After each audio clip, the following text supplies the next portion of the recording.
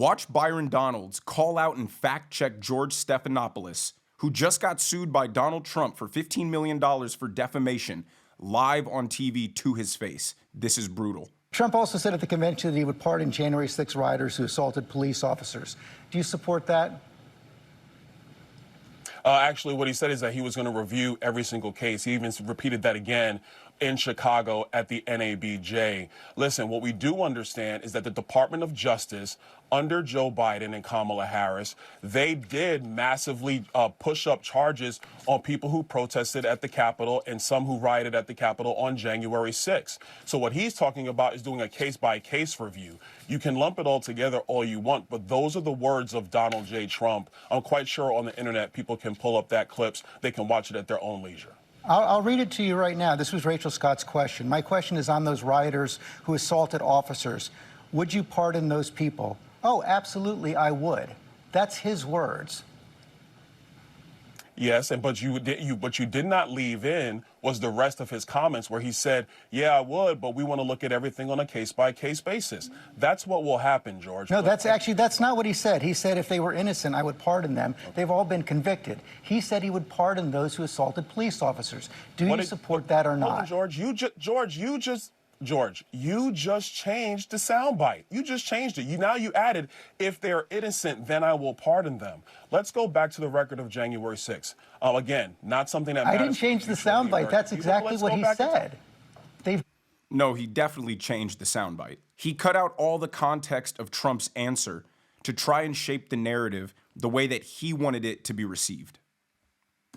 Been convicted. George, the first thing you said was, yes, I'll pardon them. Then you expanded and he said that. To say, if they are innocent, then yes, I will. That's what you said, George. Now I'm responding. Okay.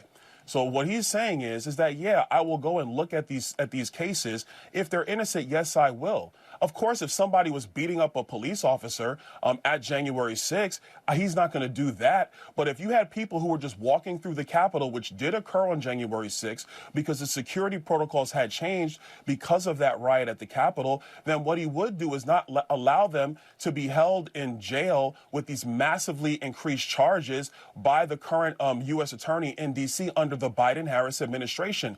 Compare that to the fact that at the rally that the riots that just occurred at Union Station when Bibi Netanyahu was speaking to Congress, you had the same U.S. attorney for the District of Columbia who decided to just let people go and not file any charges, even though they were defacing monuments at Union Square. So we want to be fair with the justice system. We don't want to be political with the justice system. My question is on those rioters who assaulted officers. Would you pardon those people? Donald Trump. Oh, absolutely, I would. You wouldn't pardon those? If they were innocent, I would pardon them. That is the entire quote. They are not innocent. They are convicted. He said he would pardon them. And George, what I'm telling you is he's going to go back and look at these cases because it is without a doubt.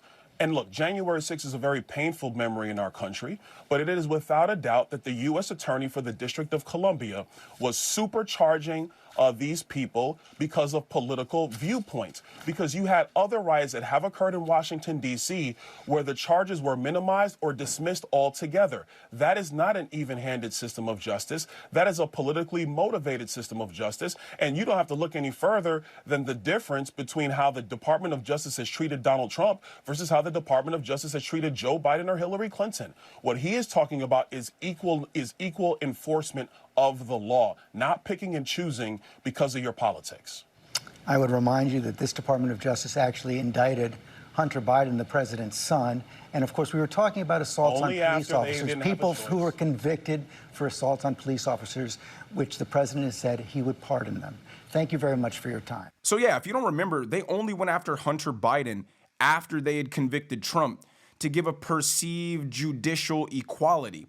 But now, since we know Joe Biden pardoned his son, they only wanted to charge him to make it seem like the justice was being enforced equally when they had no intentions of letting Hunter Biden sit in jail in the first place. But let me know what you guys think in the comment section down below. If you enjoyed the video, make sure you hit the like button. Make sure you subscribe to the channel if you have not already.